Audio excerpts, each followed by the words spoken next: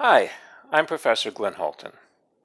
Mathematics should be about having fun solving problems. But it seems to involve a lot of memorization, too. You have to memorize multiplication tables and formulas, like the quadratic formula. When you get to calculus, there's all the formulas for taking derivatives, and then there's theorems. It's an awful lot. Students, parents, they ask me, what's the best way to memorize? And the answer is, don't try. Now, that sounds crazy. Of course, you have to learn this material.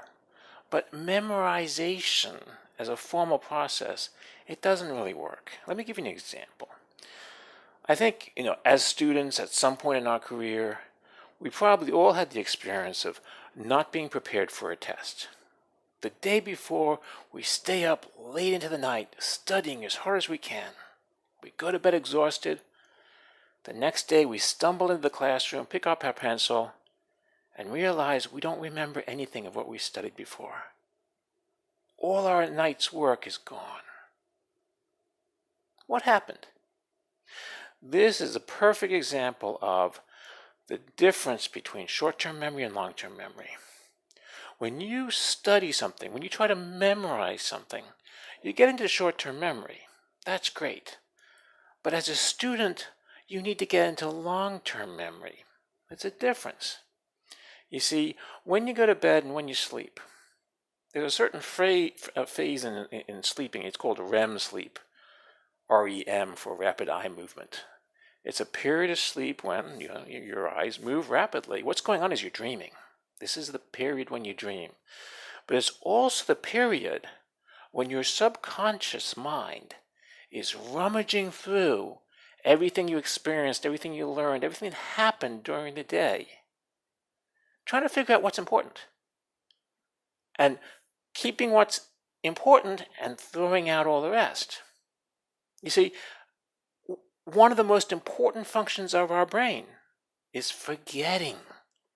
Imagine if our brains remembered every little thing, every little detail of every single day of our lives. We'd be overwhelmed by these memories. So students and parents, they struggle with the fact that, memory is imperfect. But it's a good thing that it's imperfect. Now, what happens when you stay up late at night studying for a test and the next day you don't remember anything is, well, when you were sleeping, during REM sleep, your subconscious mind just flushed all that stuff out of the short-term memory and it's gone. That's how it works. So when you speak about how to memorize, maybe using flashcards or something like that, yes, they're great for getting knowledge into short-term memory, but they're not great for convincing your subconscious mind to put that stuff into long-term memory. You see, the problem with your subconscious mind is you can't really tell it what to do because it's subconscious. You can't communicate directly with it and say, hey, these math formulas I'm memorizing on my flashcards, they're important, please remember them. It doesn't work that way. Okay? There's certain cues which your subconscious mind will use to take short-term memories and stick them into long-term memories. One of them is repetition. The first time you are exposed to a concept in mathematics, like the quadratic formula, your teacher presents it or your tutor presents it, you look at it, you practice with it a little bit. That night, during REM sleep, your subconscious mind looks at that formula and says, I've gotten through my entire life without ever needing this quadratic formula. It can't be important. Throw it out. And it's gone. And, this is how the brain works. It's not until you've seen the quadratic formula several times in class, several times on a homework assignment, maybe a couple times in a tutoring session, that all of a sudden your subconscious mind says, hey, I keep on seeing this formula over and over again. Maybe it's important. Maybe I should stick into long-term memory. And at that point, it's in long-term memory. But you see, it took repetition. And that's why as a tutor, as a professor, I know how important repetition is, and I build it into my teaching, build it into my tutoring. So, in a tutoring session, I won't just cover one topic, and the next session we'll cover a different topic. We let them overlap. So, start off a session by saying, hey, what did we cover last time? Let's talk a little bit about it. Not for long, a minute or two, but you get that repetition in. And, by the end of the session, I might say, hey, next time we'll cover, and I'll briefly mention what we're going to cover next time. And that way, when I do cover it with the student, hey, we're seeing it for the second time. We're building that repetition in. Okay? This is why you want to step back and say, hey, what techniques of learning are going to work with your subconscious mind to get things in long-term memory? Repetition's one of them. I'll tell you another one. A sense of importance. If you are working with some concept and you feel it's important, an emotional response, anxiety, I need to know this, or I can't believe I didn't know that, or I'm trying to remember that and I can't. This kind of struggle communicates to your subconscious mind, oh, this must be important. Now, with flashcards, there's none of that.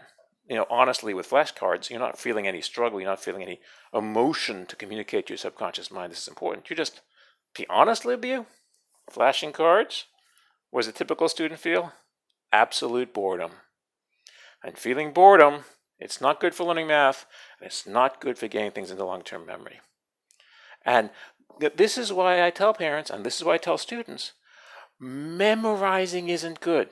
A formal approach with flashcards or reading the textbook over and over again, don't do it. It's not good. It does not interact well with your subconscious mind. It's not a pattern of behavior that's going to convince your subconscious mind to put this stuff in long-term memory. Here's what you do. If there's formulas you need to know or other math content that you need to know for the long term, what you do is work on math problems. Your homework, or working with your tutor, or working with other students, work on math problems. And as you do so, you'll come to a point where you need to use a certain formula. And at that point, students will say, oh, let's go to the book and find the formula. Don't. I tell the students, I tell the parents, don't do that. When you're working on a problem and you need a formula, stop and see if you can remember it. And don't try for 5 seconds, try for a minute. Try to dredge it up from the depths of your subconscious. Very likely it was in subconscious memory, in short-term memory, it's been lost. Try to dredge it up. And, sometimes you'll fail, but sometimes you'll succeed. And fail or succeed, if you fail, you eventually have to go and look up the formula. But that struggle, that pain, it's hard trying to remember things. It communicates. There's an emotion there. It communicates to the subconscious. Hey, I was trying to remember this. I needed it. Communicates to the subconscious. Hey, this is important. And you increase the chance when you're in REM sleep that your subconscious mind is going to say, hey, I was struggling to remember this. I needed it. Wow, maybe I should stick it in the long-term memory. And that's how it gets into long-term memory.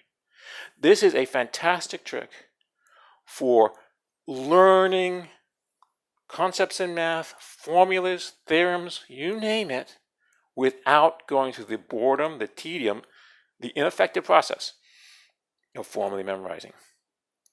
What you do is, just whenever you need a formula, stop and say, hey, can I remember it? And try to dredge it up. And the first time, you probably won't remember it. You'll have to look it up. The next time, you might remember it. The third time, hey, your subconscious mind is going to kick in and say, I keep on needing this formula. It's repetition. Maybe I should stick it in long-term memory. And that's how it works. It's a lot easier than trying to memorize. It's certainly a lot more fun than trying to memorize. And it works an awful lot better than trying to memorize. I hope this is helpful.